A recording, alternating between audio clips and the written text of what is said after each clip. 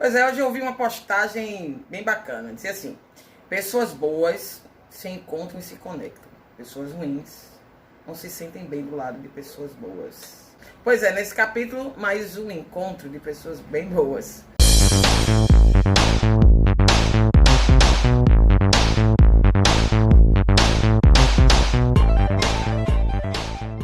Timóteo estava entre os 70 e, mais uma vez, segundo a tradição judaica, foi circuncidado para poder ser aceito, né? Afinal, a autoridade teria que dar exemplo. Timóteo foi escolhido por Paulo e a posteridade se tornou bispo. Ainda já tinha bispo nessa época, mas se fosse colocar o nome de Timóteo, ele sim seria bispo naquela época ali, né? Como o primeiro papa foi Pedro, né? Porque ele era o regente, o líder ali de toda a congregação cristã. Então, os historiadores dizem que o primeiro papa da história foi o apóstolo Pedro.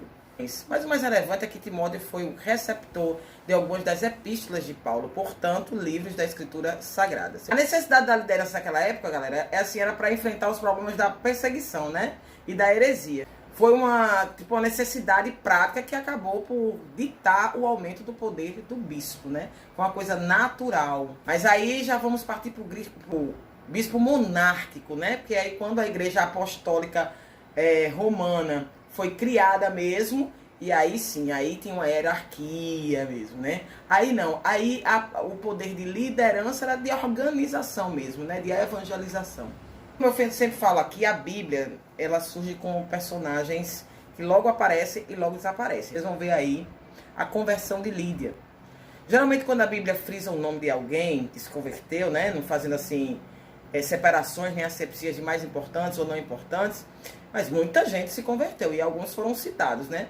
É que aquela conversão, ela é para servir de testemunho para muitos.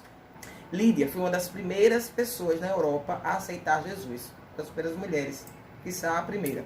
Com nossa série É o que Vem Depois, esta moça aí está listada na lista dos santos da Igreja Católica Apostólica Romana. Pois é, às vezes a gente acha que é só uma passagem bestinha, né? Sempre o que é grandioso precisa ser o mais importante. A Bíblia se destaca por seus detalhes, que geralmente a gente nem percebe. Continuando aí, você sabe quando assim, por exemplo, algo não está certo aos seus olhos? No caso de Paulo, ele vê que uma mulher está fazendo ali sem entender de poderes sobrenaturais, libertação, de ler o futuro, de ver coisas, de cura.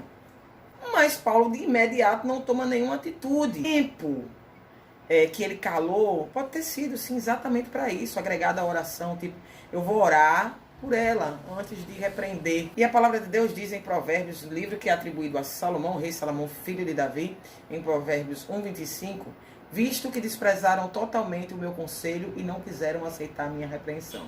Logo, em seguida, em Provérbios 3:11, meu filho, não despreze a disciplina do Senhor, nem se magoe com a sua repreensão.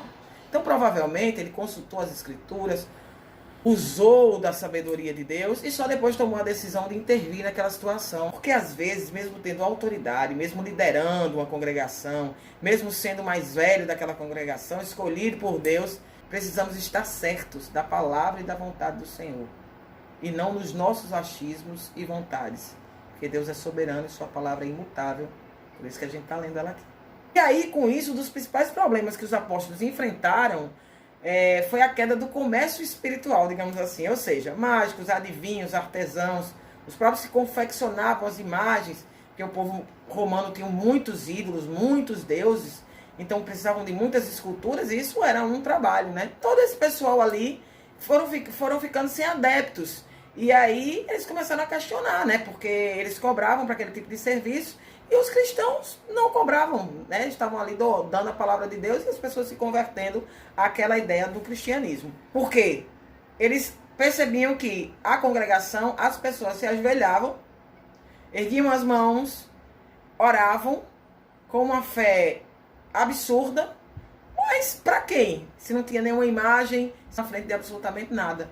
Erguiam as mãos para o céu, para o alto e adoravam a Deus. Gente, o capítulo de hoje vai ser dividido em duas partes. Amanhã eu continuo, porque tem muita informação. Lava as mãos. Se for sair, use máscara. Pensamento no lugar vai passar. Deus abençoe vocês, hein?